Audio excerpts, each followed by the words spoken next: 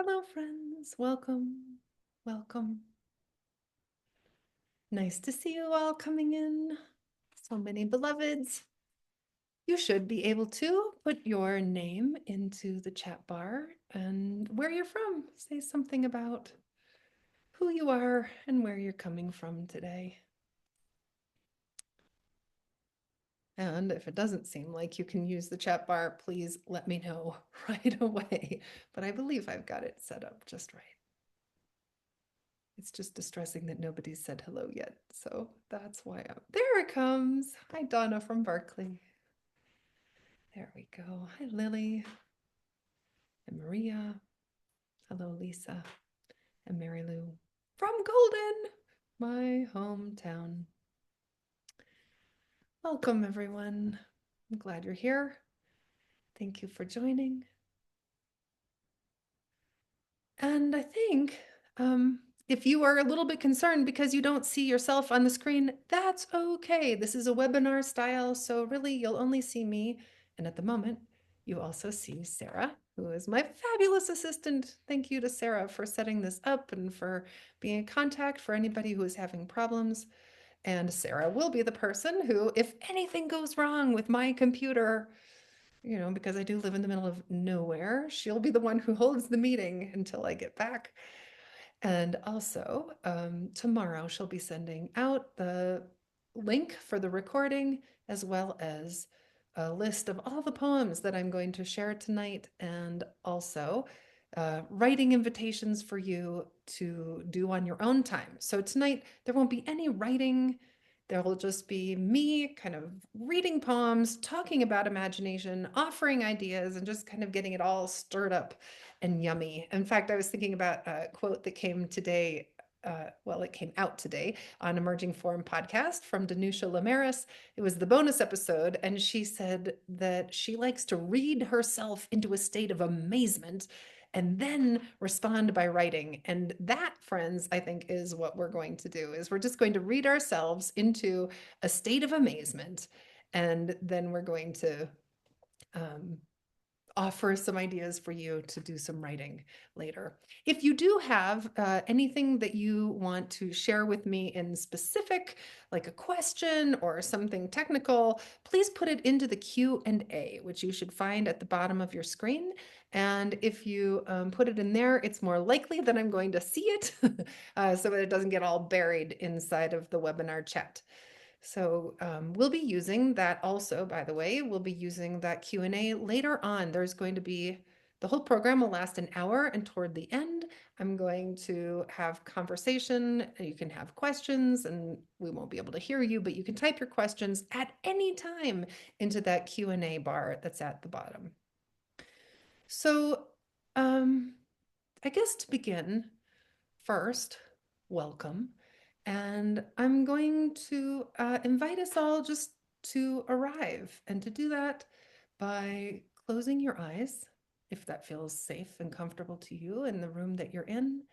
And we'll just take a few quiet breaths together at your own pace.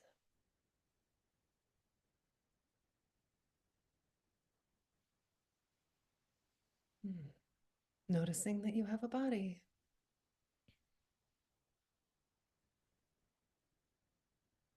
Noticing that you're being held somehow by the earth.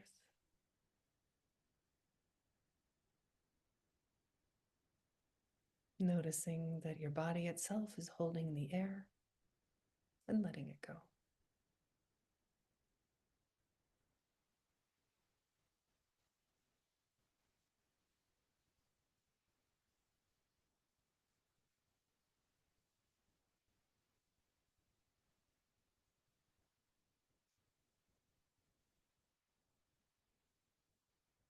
The world offers itself to your imagination, like the wild geese, harsh and exciting, over and over, announcing your place in the family of things.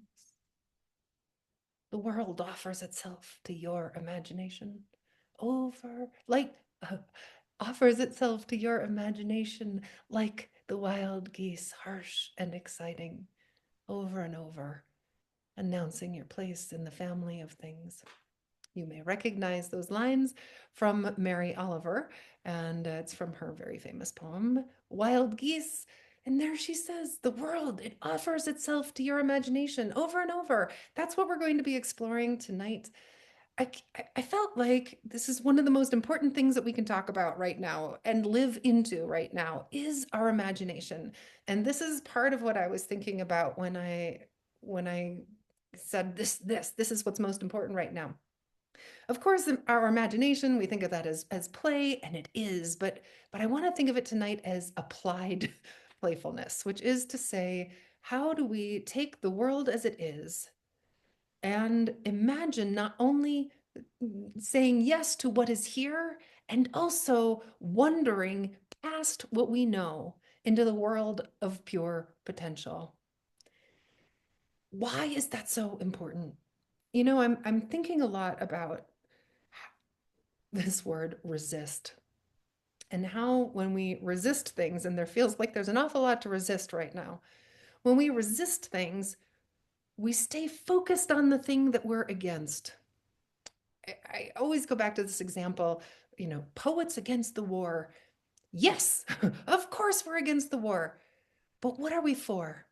Every time we say poets against the war, hear how we reiterate the word war. We make the war the thing that we're most aligned with. So, how do we say what it is we're for? How do we imagine the world we most want to live in? And that, friends, is what's at stake tonight. It feels so important to me, and we're going to be playing around with it in all kinds of ways.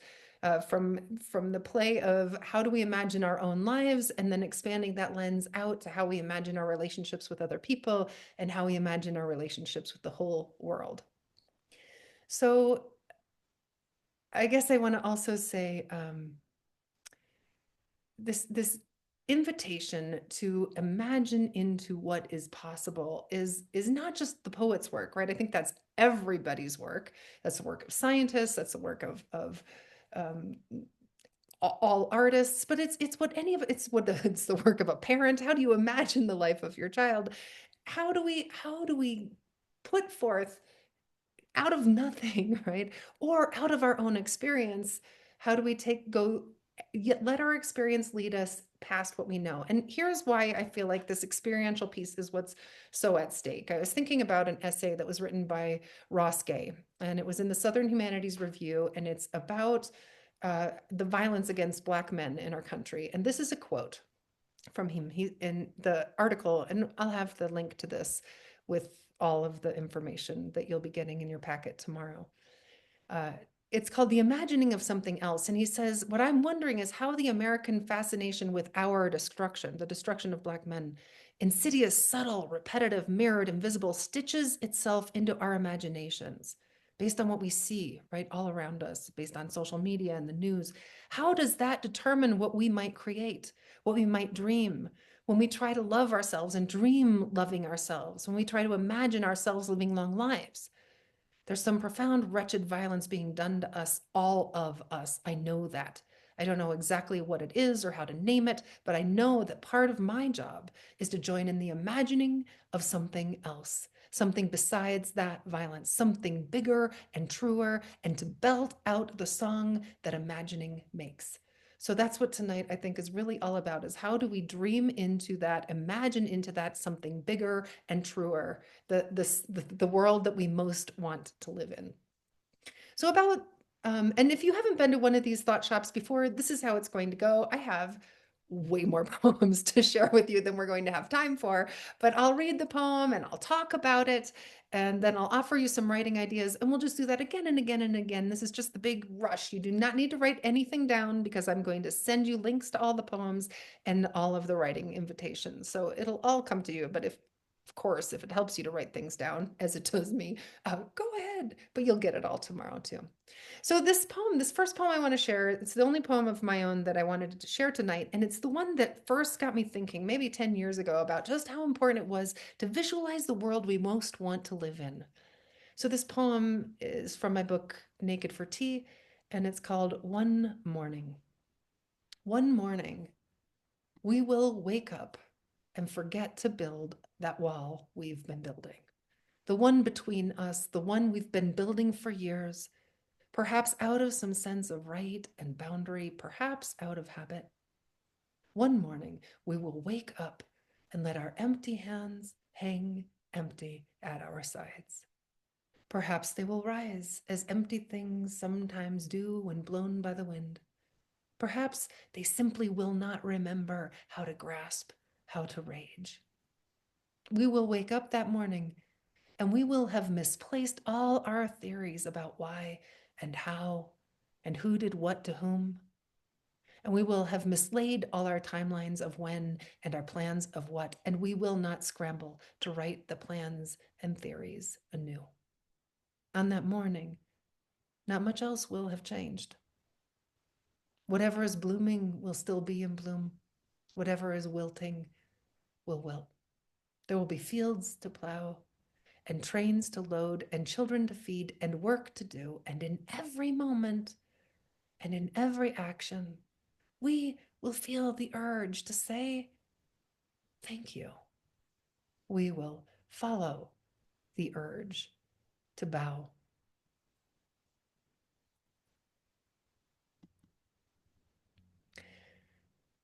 So I thought, why not write a little poem together, friends, right now, in which I'm going to give you just this very small little prompt and have you write into the chat bar what you imagine about that future day. One morning we will. And go ahead and put in that, just fill in that line. One morning we will. How do you imagine the world that you want to inhabit? What does it look like? What are you doing? What are other people doing? How are you going to spend a day? How do you wake up? Just begin. One morning we will. And I'll put these together and weave them into a poem. One morning we will tear down the walls and put up curtains.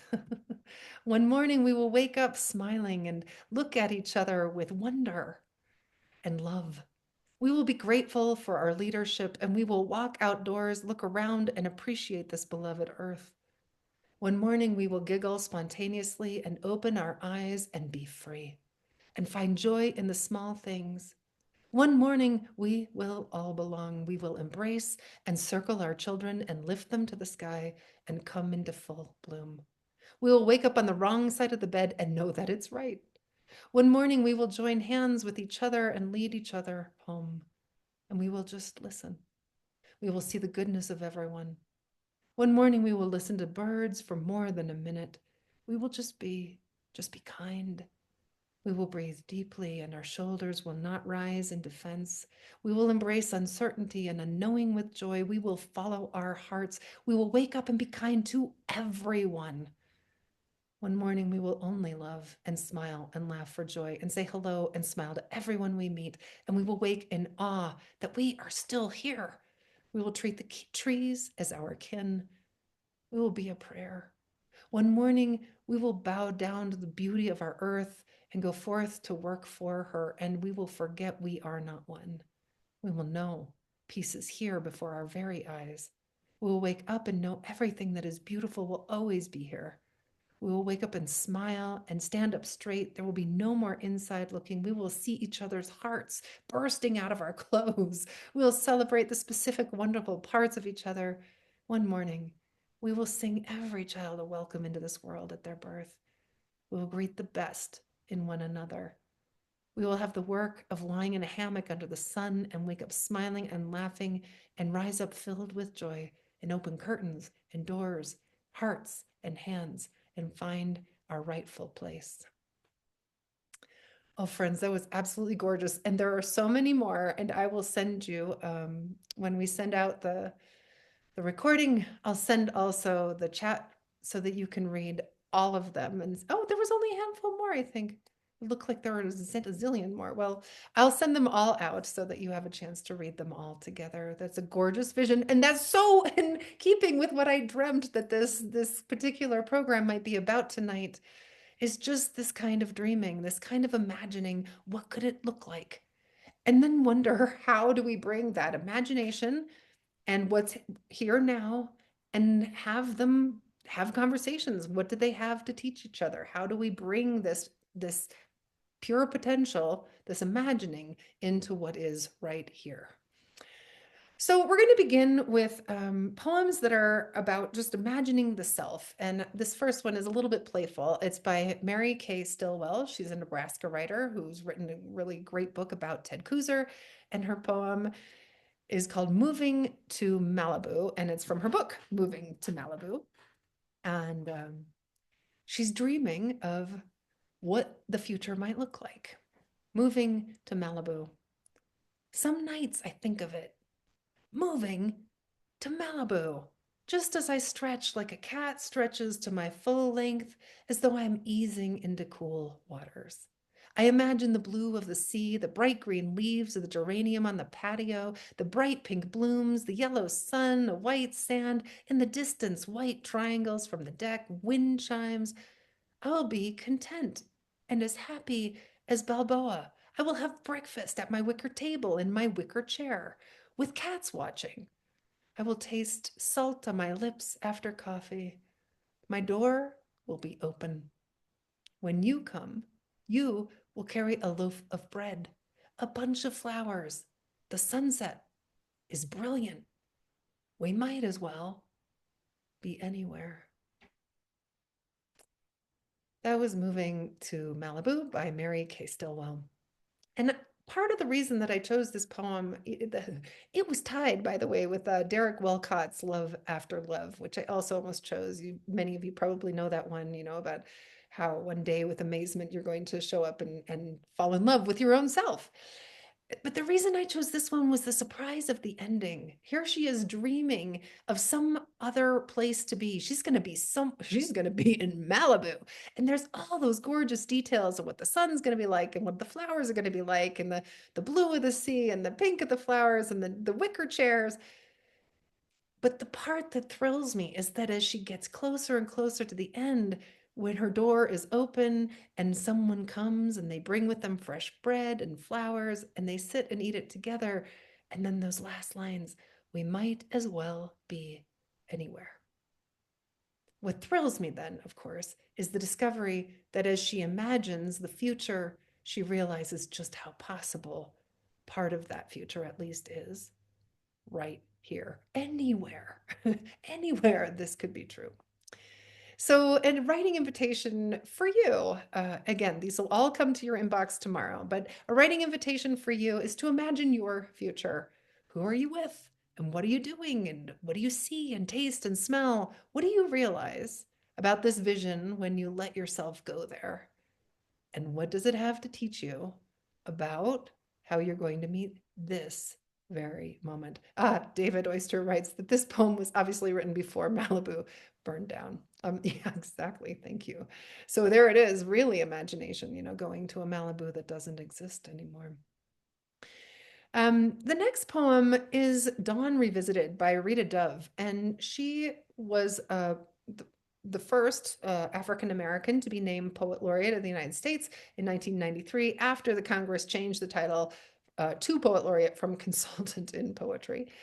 And I wanted to share something that Rita Dove said about imagination. Imagine you wake up with she said, without imagination, we can go nowhere.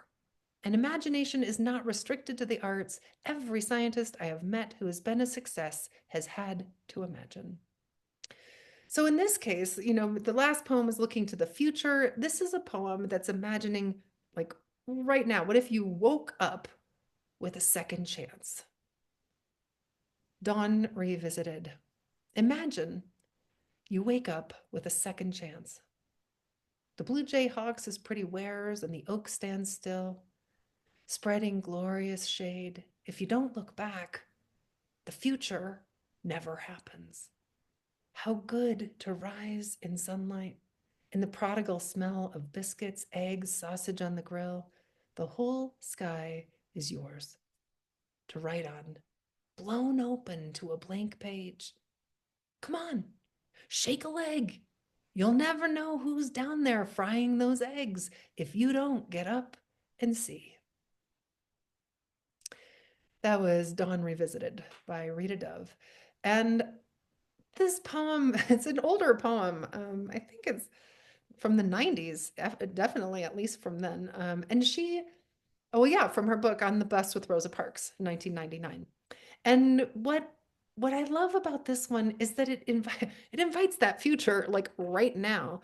And my invitation to you is to imagine that you wake up with a second chance to live your life the way you most want to live it. I get this feeling that there's somebody else, she gives this little, who's down there in the kitchen making those eggs?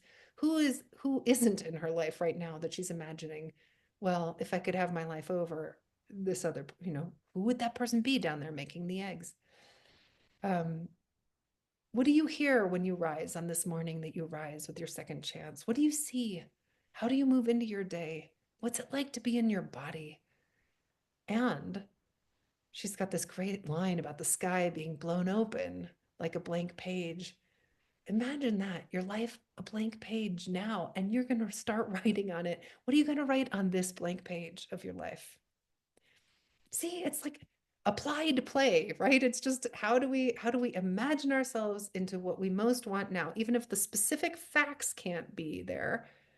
Maybe that for whatever reason you can't live this life that you're dreaming of, but what is it in that life you're dreaming of? What is at stake in that life that could be possible for you to meet right now? So one of the things I thought about as I was putting these poems together, I thought I really want us to have a spell poem, a poem in which we write a spell for the way we think things could be.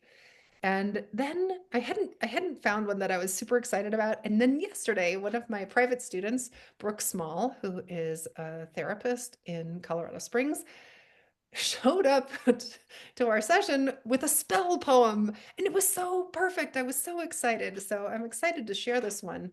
I think it's important to know uh, that Brooke came into life as a Mormon and is no longer a Mormon, and that's a big part of what she's writing about in this poem.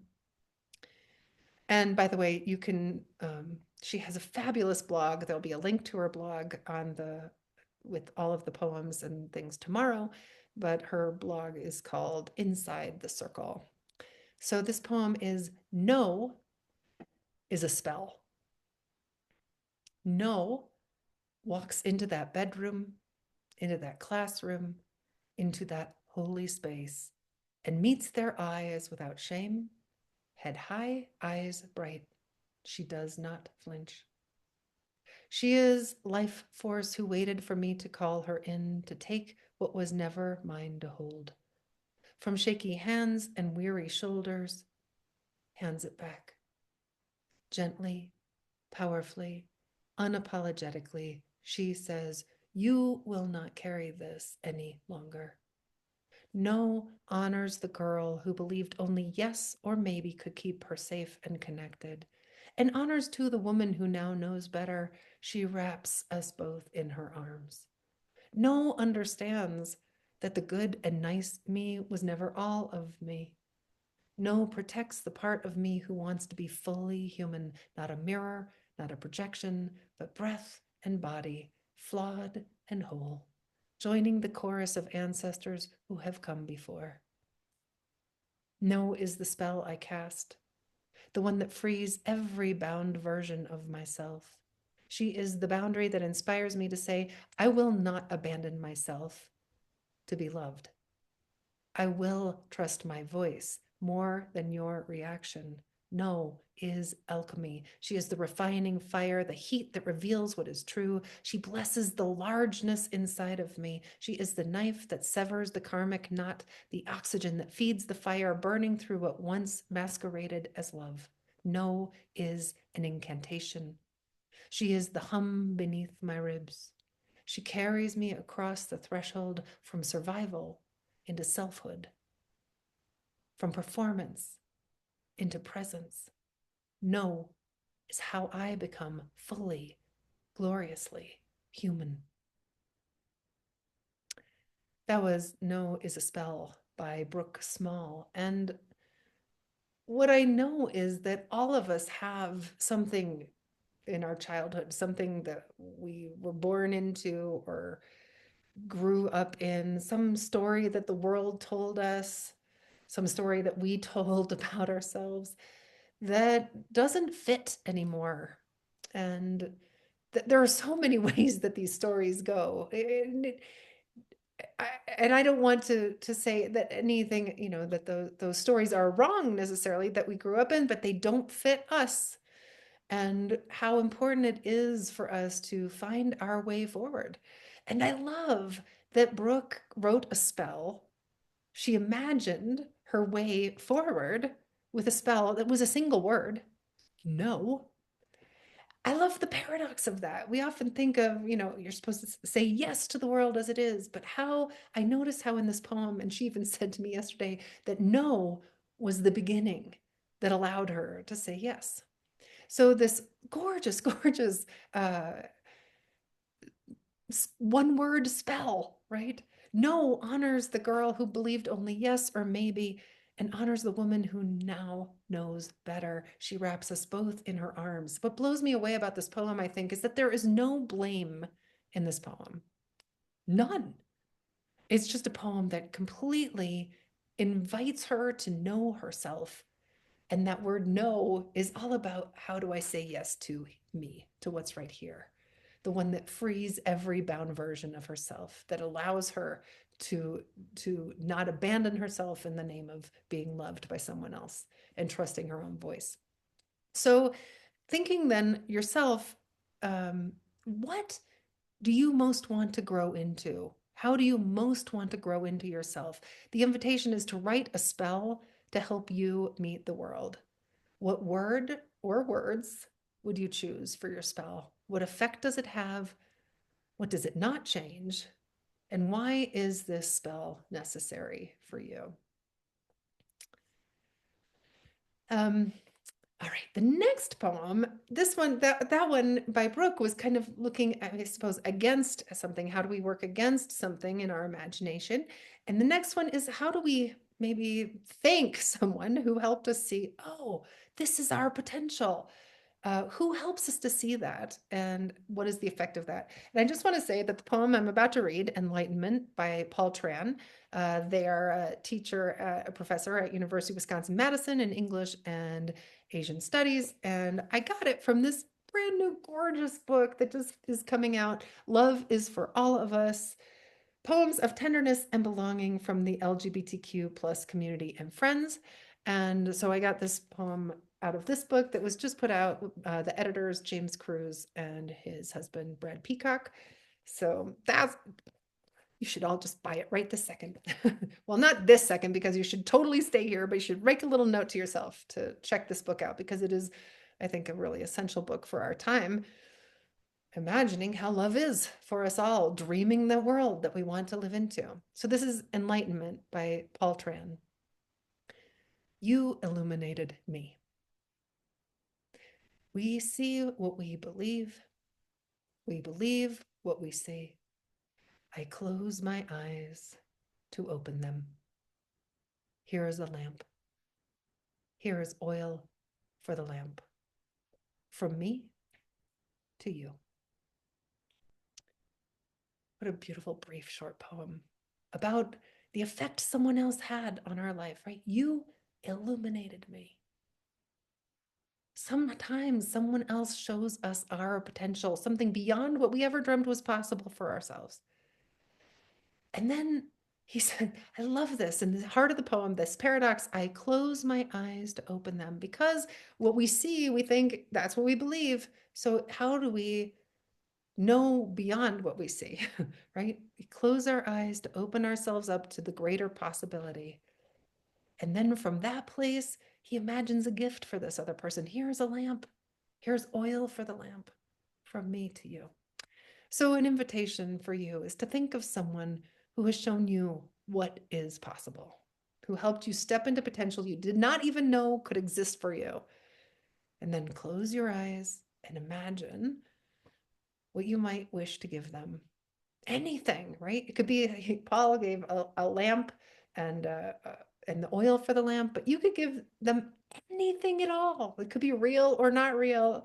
What would you give this person if you could give them anything? And then write a poem letter to them in which you offer them a gift. Uh, okay, thinking now we've moved into from just imagining in ourselves. Now we've already moved into imagining around other people.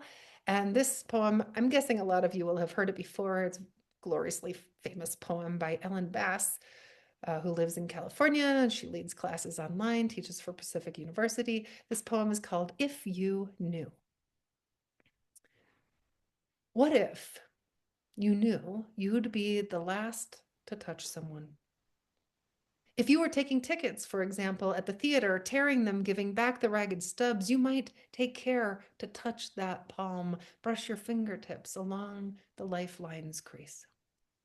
When a man pulls his wheeled suitcase too slowly through the airport, when the car in front of me doesn't signal, when the clerk at the pharmacy won't say, thank you, I don't remember, they're going to die. A friend told me she'd been with her aunt. They just had lunch with the waiter, a young gay man with plum black eyes, joked as he served the coffee, kissed her aunt's powdered cheek when they left. Then they walked a half block and her aunt dropped dead on the sidewalk. How close do the dragon's spume have to come? How wide does the crack in heaven have to split?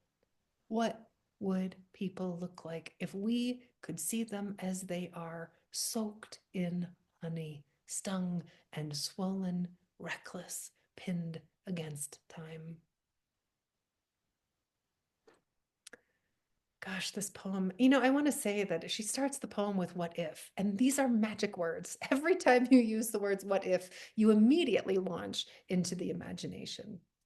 And so as we anytime you want to bring in your imagination, just use those words. What if immediately you're there? Now you've got wings.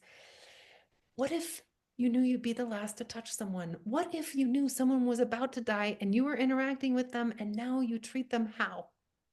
I love that this poem feels like an invitation to bring our best self to every moment, to every interaction. So if you are going to be writing your own poem based on this, I'm just going to invite you to think about any recent interaction and imagine how you would have handled it differently if you knew that you would be the last person to touch this other person, or even just to talk to them. And then the other idea I had was, every now and then I think to myself, what if my dad and my son can see me right now? Would they be proud of me? I thought this was maybe going to be the one little program that I didn't cry, but I guess I proved myself wrong. But just how do we invite ourselves into the scenario? How do we imagine the scenario, the frame that is going to invite us to bring our best to every interaction? And by best, I mean our most authentic self, the self with the most integrity, the self that even if we have to make a really difficult decision, even if there could be a regret around what happens, we still think I was doing the best I could.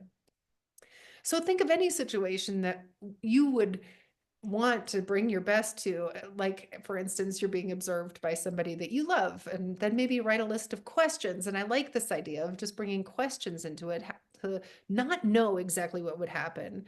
But, what if you knew your mother was watching you every moment, and maybe tell the story about when you didn't live into that potential, and then ask questions about how it could look different. What if I had done this? And what if she had said this? And what if I had brought this action? Just this wonder, bringing our wonder. How can we be our best? Uh, Especially when it's difficult, right? Which is, oh my goodness. Sometimes it's so hard to be a human, isn't it, friends? And this next poem really is going to explore when it's hard to be kind, when it's hard to be generous of spirit. It's by Muriel Rukeyser. She died quite a while ago now, I think back in 1980, but she was a political activist, poet, and she really brought in a lot about race and gender and class and war crimes, and just really used poetry as a platform for social justice. And this poem came to me pretty recently. It was Kim Rosen, who's God, such a glorious human and poet and reciter of poetry. And she had put it onto the Emerging Forum podcast conversation. And so thank you to Kim for bringing this poem to my attention. I'd never read it before. It's called Saint Roach. For that I never knew you, I only learned to dread you. For that I never touched you, they told me you are filth. They showed me by every action to despise your kind. For that I saw my people making war on your kind.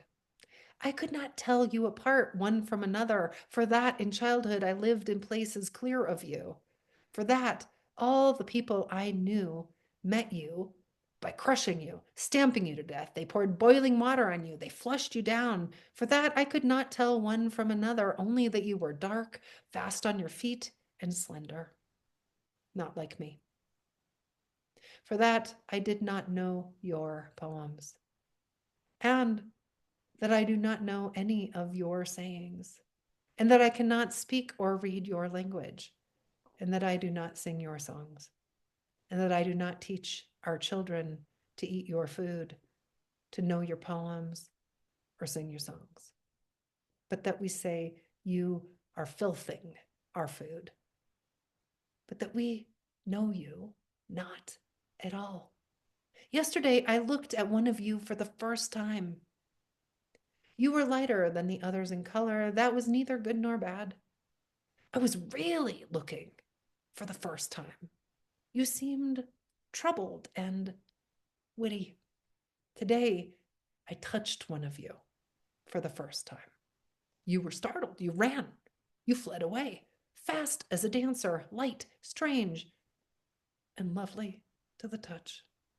I reach, I touch, I begin to know you. That was Saint Roach by Muriel Rukeyser. Wow, talk about using the imagination to great effect, right? I just love that Muriel Rukeyser was that she named the roach a saint, right? She made it holy. She made it holy. And then that whole litany of the stories she had been told through her culture, that she had perpetuated, that they're filthy, they're to be despised, we should make war on them, they're bad.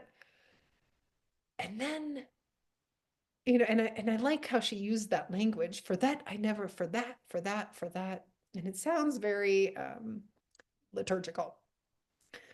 And then she comes to the heart of the poem, right? The turn of the poem. Yesterday, I looked at one of you for the first time. I love how she invites the freshest possible reaction. There it is, like Rita Dove's blank page, right? Here she is trying to see a roach just as it is, without any of the story, without any of the history, without any of the filters. And that exploration, really looking, then touching, that wonderment, that willingness to know it as itself, not as the story it's been told. This is profound to me. This is like where imagination, like when we allow our imagination to take us to a place that we absolutely could not think possible, right? I'm going to find the holiness in roaches. There are animals, there are plants, there are humans that are really hard for me to imagine as holy. And friends, oh, that's where we're going to go.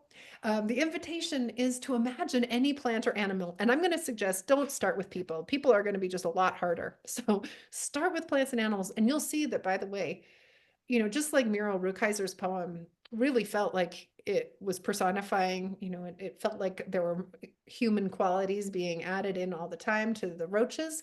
So I just wanted to point out that, it's oops, my screen just changed.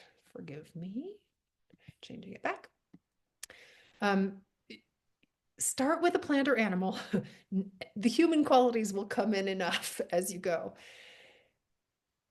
What plant or animal do you vilify? What have you been told about it? What stories do you tell about it? And then write those down, maybe using that kind of language that Muriel Rukeyser used. And then invite yourself to see that plant or animal freshly through the lens of holiness, as if it is a saint. And now, what do you observe? Good luck, friends. Good luck. Um, so staying then with this idea of plants, animals, we're going to kind of flip that coin. Next poem is by Linda Hogan. Born in Denver, she served as the Chickasaw Nation's writer in residence, and this poem is called To Be Held. And the reason I chose it is because it seems to me that she's imagining not just a relationship with other people, but reimagining her relationship with the earth itself. To be held. To be held by the light was what I wanted. To be a tree drinking the rain, no longer parched in this hot land. To be roots in a tunnel growing, but also to be sheltering the inborn leaves and the green slide of mineral down the immense distances into infinite comfort, and the land here, only clay, still contains and consumes the thirsty need, the way a tree always shelters the unborn life, waiting for the healing after the storm, which has been our life. To be Held by Linda Hogan. It occurs to me there's a lot of Colorado authors in tonight's program. That's kind of fun. So, gosh, I love this idea of reimagining our relationship, not just with ourselves, not just with each other, but with the earth itself.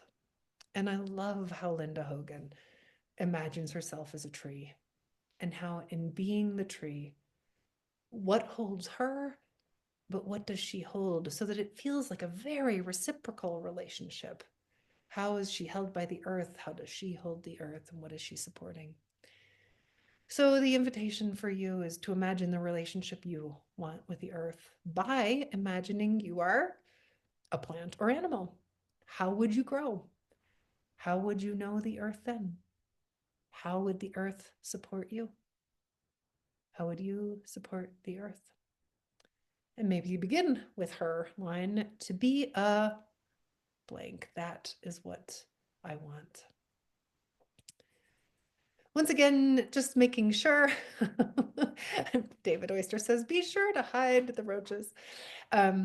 Once again, I'm just going to remind you that all these poems are going to come to you tomorrow, and also the recording. And the way I like to think about it, there's a couple more I'm going to read before we open it up for a conversation, but I just want to say that my favorite way to think about people using this recording and using the handouts I'm going to give you is that you can do it like a poetry class in your own home, and turn on the recording, read along with the poem, and then put it on pause and write your poem in your own time. It won't be timed, or give yourself a timer if that works better for you. But that way, in your own time, you can basically go through this whole program again and write as you wish. Just let yourself steep in the poems that we're talking about, and do your own writing in your own time, in your own home. So that's my dream, about my imagination about how this program might work for you. So there's two more poems, and this one is by a beloved friend of mine, Moody Sabeti, who lives in Boulder, and he's a first-generation immigrant from Lebanon. And in fact, I wanted this poem very much. I'm not sure, he must have sent it to me, and I looked for it. I couldn't find it anywhere online. And Moody said, oh, well, I'll just put it on my blog right now. So you'll be able to find his blog and find many other wonderful poems there. His blog is called Habibi Means Beloved. And here's the poem. Want a world. And I should say too that now we're moving in, we've been in like the personal, the interpersonal, a relationship with the earth itself, and now really exploring How do we imagine the whole world we want to live in? Want a World by Moody Spatey.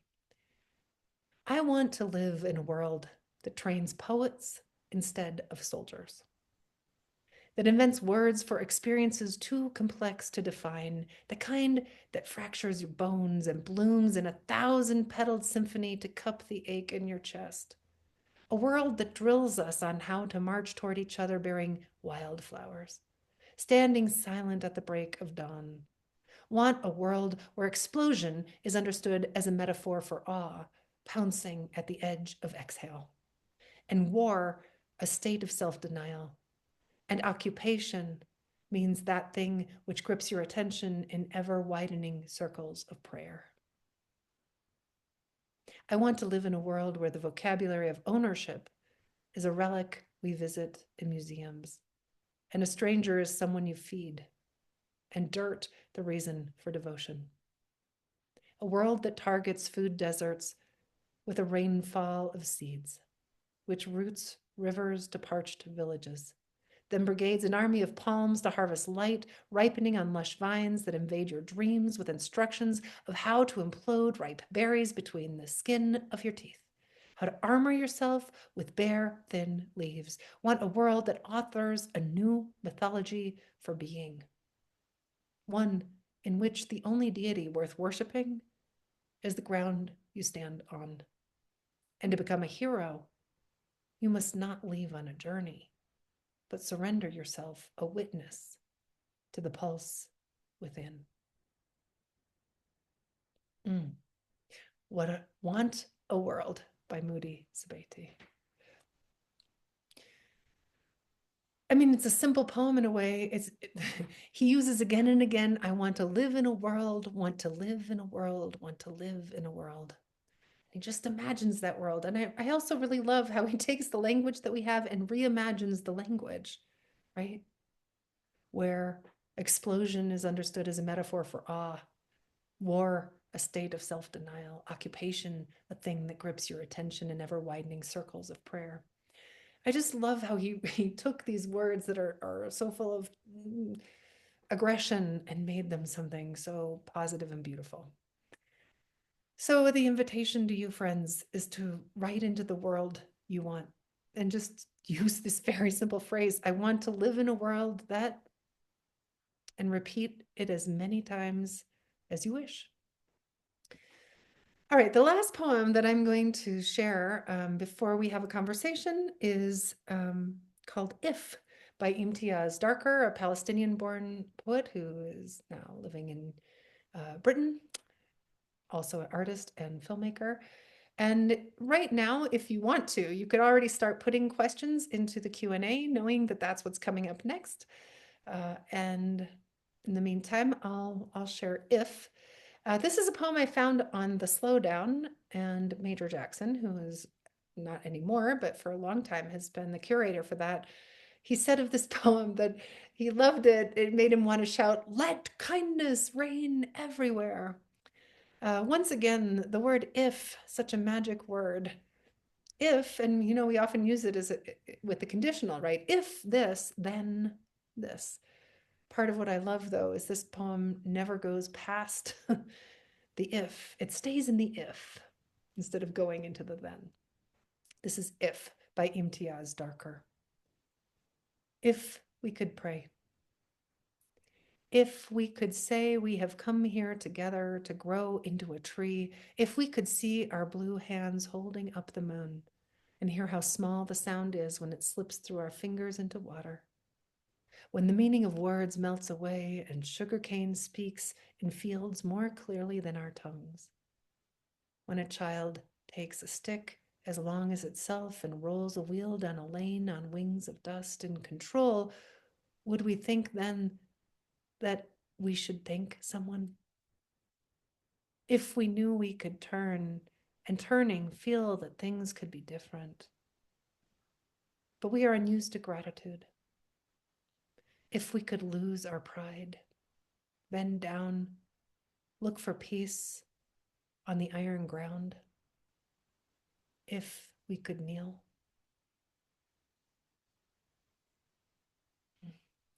I like how Moody's poem was really exploring the world, but this poem, If, is really exploring our actions. What would they be? How could we be the ones through our actions that let kindness reign everywhere? So, my invitation to you from this poem is, how might we show up in the world, and write a list of ifs. They could be playful or serious about how we might show up together.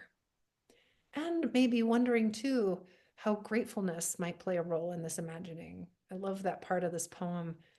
In control, would we think then that we should thank someone? I also am going to invite you not to use the word then, just stick with the word if. So, friends, I'm going to open it up now for conversation to see if there's any questions. And let's see. Well, starting with Zach, how did you know houseflies have pulleys and hinges? Um, that is referring to a poem that I wrote a few nights ago about ways to open. And I just did research about how the wings of houseflies work. I think I love actually the way that writing poems invites research. And in this way, by the way, friends, the imagination doesn't come out of nothing, right? It comes out of the experience. So I feel like we fuel our imaginations by learning about the way the world is. And then the more we learn about how the world is, the more fuel we have for wondering what else could be. So research, I always think, is a really important part of writing poems. Um, I want some of that action. So let's see. Oh yeah, John Mason is pointing out that perhaps I should be writing a Saint Tick poem. Um, I don't really see many questions right now, but please feel free, friends, to do, I guess, one of two things. Either in the Q&A or at this point, also in the chat, I'm going to invite you to ask questions, or perhaps just to think right now, very selfishly, what are you taking away from our time together tonight? What are you noticing? Maybe something that you feel, something rising up in you. Maybe it's a line from one of the poems that we shared. I'm just going to invite you to notice what you're feeling. Thank you, Lily, for jumping in. Hope and resilience. I really think that's what comes out of imagination, friends. I really do think that how do we find our way forward? How do we find hope is in part through this willingness to wonder what else is possible. Leah says, I'm getting excited to write some poems based on the invitations. Yay! As you do, remember, you can only do it right. Heidi says, a sense of possibility and joy. Thank you for that. Leanne says, inspired to start wondering more. I wonder, right? Those words, I wonder, I imagine. Anonymous attendee says, my seventh grade English studied your poem Hope today, and they loved it. Thank you so much. Is there any behind the scenes nugget you could share so I could share it with them tomorrow? Yes, let's think about that. Hope is a poem I wrote, friends, about I wish I had it in front of me right now, but it's basically about hope having holes in its pockets. I'm going to destroy it, of course, by trying to. But I'll tell you that when I wrote that poem, I was thinking about pockets, and I was thinking about hope. I basically just put those two words together. This is a game I like to play where I take an abstract word like hope and a concrete word like pockets, and I wonder what they have to say to each other. So it kind of came out of a little game. And by the way, Scholastic did a little video of me reading it and talking about it. So if anyone was interested in finding that, I'm sure if you just Googled Scholastic, Rosemerry Wahtola Trommer, Hope, you would find it and you could show your students that little video. Joanne says, I recently read a poem of yours where you use an epigraph by Joy Harjo. What poem of hers did that come from? Oh my goodness, friend, I wish I could tell you. I don't know at the moment. I always try to write down though the name of the poem with the epigraph. I'm surprised I didn't. Claudia says, wondering about a suitable invocation before a discussion I facilitate around the book The Serviceberry, And I've realized a poem is an invocation. Isn't that true? A poem is an invocation. I'm going to read a few more of these from the chat bar. Coming away with a sense of possibility and joy, the sense of a wider world, and using our imagination for good. Rita says, anything can become a poem. Just imagine it. Isn't that it? And that was the heart of that Mary Oliver poem that I began with, right? The world offers itself to your imagination, calls to you like the wild geese, harsh and exciting over and over, announcing your place in the family of things. Everything offers itself. Every single thing offers itself to our imagination and to becoming a poem. Stillness and connection. Thank you. Dawn and Naline says, finding the holiness in the vilified as a practice for going forward. I mean, come on, wasn't that Muriel Rukeyser poem mind-blowing? Yeah. Kat says, Einstein said imagination is more important than knowledge. Yeah. And they work together. How essential they both are. Yes, I hope to see anyone next week in San Luis Obispo. I'm going to be there with James Cruz, and we're going to be on April 30th, doing a program in the afternoon in Shell Beach, and then on the May 1st, doing a program uh, in San Luis Obispo. And you can find both of those events on my website, plus many, many more. I do want to point out I have coming up in May a program I'm going to be doing with Evermore that I do every other month. The Mystery of Grief, Writing as a Tool for Meeting Grief. And those programs are fairly inexpensive, but if you need them to be free, they can be free for you. We want to have everybody have access to using writing as a way to meet grief.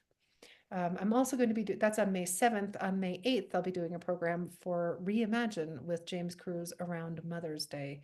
It's a pre-Mother's Day event for anyone who is grieving a mother or a mother figure or who is grieving a child. So both of those events are on my website, which is wordwoman.com. And in 2 months, friends, I'm going to be doing another program just like this, like to call them thought shops, in which I'll be exploring vulnerability. So I hope that you will join me for that. And I see that Sarah, thank you so much, Sarah, for putting the links in for the next thought shop.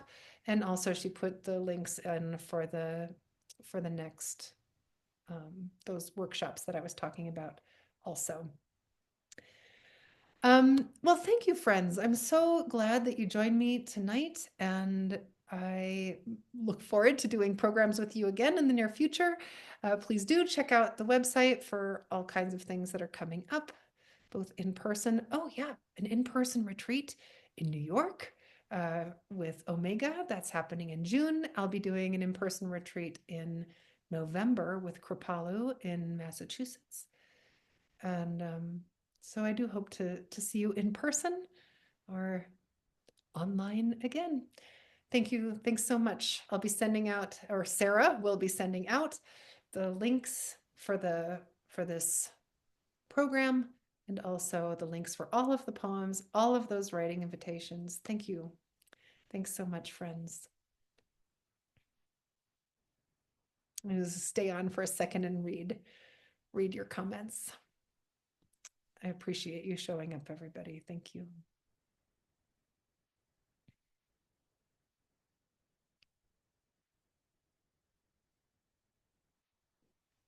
Okay, bye, friends.